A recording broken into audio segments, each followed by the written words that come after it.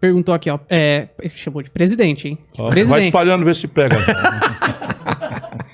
Ele falou: existem países mais pobres que o Brasil, que são muito menos violentos, como a Índia e a Indonésia. Por que não conseguimos vencer a violência? A solução são os modelos nórdicos que até alugam presídios? Não, definitivamente. Eu posso acrescentar uma coisa também? Claro. Uhum. Aquela coisa que Nova York. Tô falando de uma cidade, mas aquela coisa da tolerância zero. Nova York.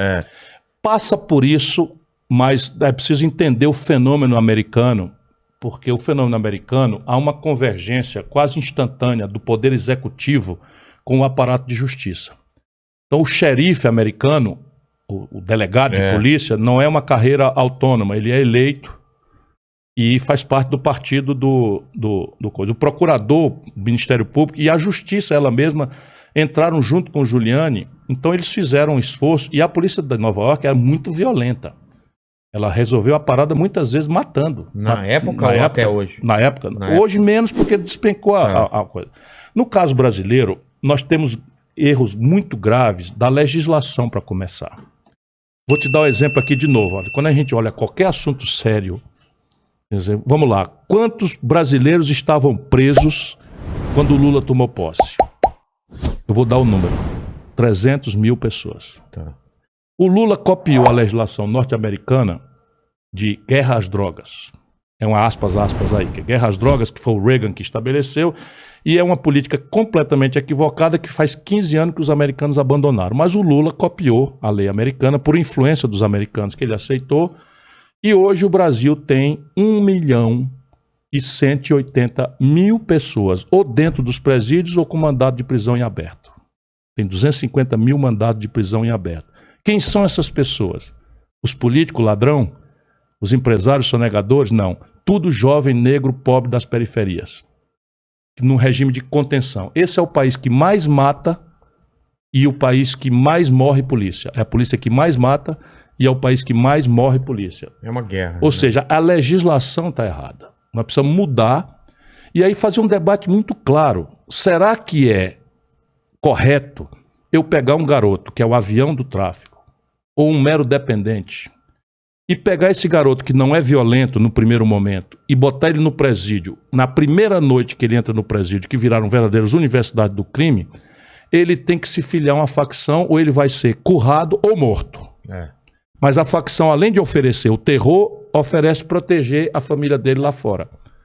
Quando é que tomou sede no Brasil esse fenômeno das facções e das milícias, especialmente no Rio? Quando? Durante o período do Lula. E por quê?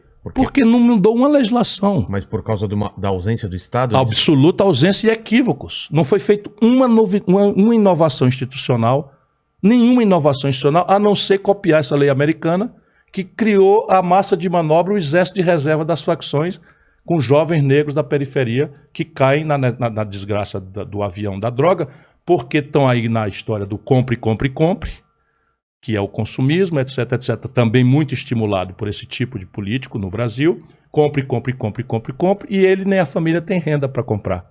Nem o celular, nem o tênis, nem o tablet. Percebe? E aí o tráfico oferece para ele. E ele está querendo viver tudo que há para viver, para usar o verso do Lulu Santos, porque não acredita que tenha futuro para ele.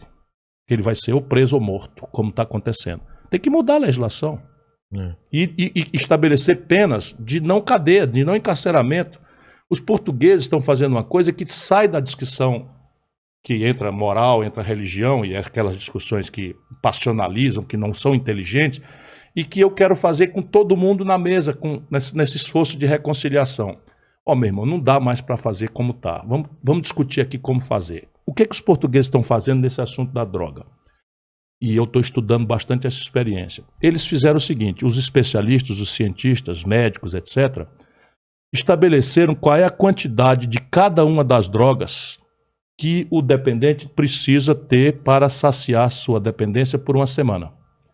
Se uma pessoa for apanhada com esta quantidade necessária e suficiente para uma semana, é assunto de saúde, não tem nada a ver com polícia. A partir daí, eles estabelecem uma gradação da pena pelo volume. E isso nos permite, por quê? Porque o traficante não está na favela. Claro, o traficante não está na periferia. Claro que não. O traficante está morando, sabe, nos alphaville da vida. o chefe das facções está morando nos Alphaville. E isso nós precisamos fazer. E como é que faz? Aí não é aparato, não é sair entrando e atirando e aterrorizando a população. É inteligência policial, polícia científica, é mapear o caminho do dinheiro. Tudo isso é um aperfeiçoamento. Agora deixa eu dizer para você, sabe quantas polícias federais o Brasil, de 210 milhões de habitantes, tem? Sabe quantos policiais federais a Polícia Federal brasileira tem? 11.800. Isso é 1/3 da Polícia do Ceará, 8º estado brasileiro. Se você ser sério, quer combater crime, sabe, a estrutura que é responsável por combater corrupção, combater crime de colarinho branco, combater crime financeiro, combater crime organizado, facção criminosa, tem 11 mil pessoas e a metade está atrás de balcão carimbando, de mesa carimbando papel, isso não é sério. Sabe quantos presídios federais foram construídos no Brasil nos últimos 20 anos? 5. Muito pouco. Sabe, é ridículo. Então não é sério.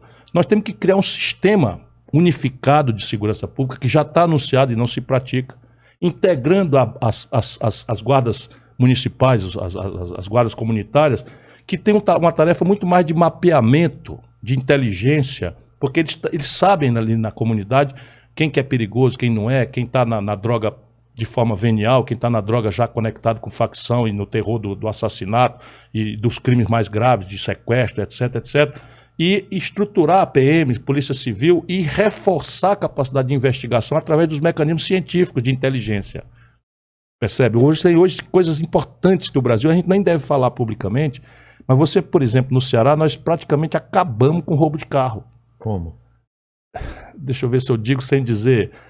Com tecnologia. Mas por quê? Se você com tecnologia. Não, para não prevenir para os bandidos, né? Então, mas vai lá. É basicamente o seguinte, sabe os semáforos? Os semáforos. Sabe os pardais que a gente chama lá? Claro. Para fiscalizar a velocidade? Com um software adicional, eles identificam em tempo real o carro. Então, se você comunicar que o seu carro foi roubado, na hora no primeiro farol que você passar, ele avisa onde está, a polícia risca em cima. É tão fácil, né? Aí o seguro cai o valor, claro. Percebe? Tecnologia, informação. Né? Agora nós estamos pegando firme na questão dos homicídios. O Ceará que mais derrubou homicídio e eu estou achando que a facção criminosa que o Bolsonaro criou nas PMs vai já puxar um motim. Porque é um câncer que nós temos dentro das PMs que se fundou, são minorias, mas muito agressivas, muito bandidas, conectado com milícias, são muito bárbaras, sabe? Fizeram uma chacina em Fortaleza, entraram numa espécie de orfanato, entraram lá, tiraram 8, 10 garotos, 12 garotos, fizeram um julgamento, uma pantomima de julgamento, justiçaram 11. Caramba. E tem político. Medieval. E tem político. E aí ganham, tá tudo aí, na Câmara Federal, coronel não sei das quantas, major não sei das quantas, capitão não sei das quantas, tudo fazendo política.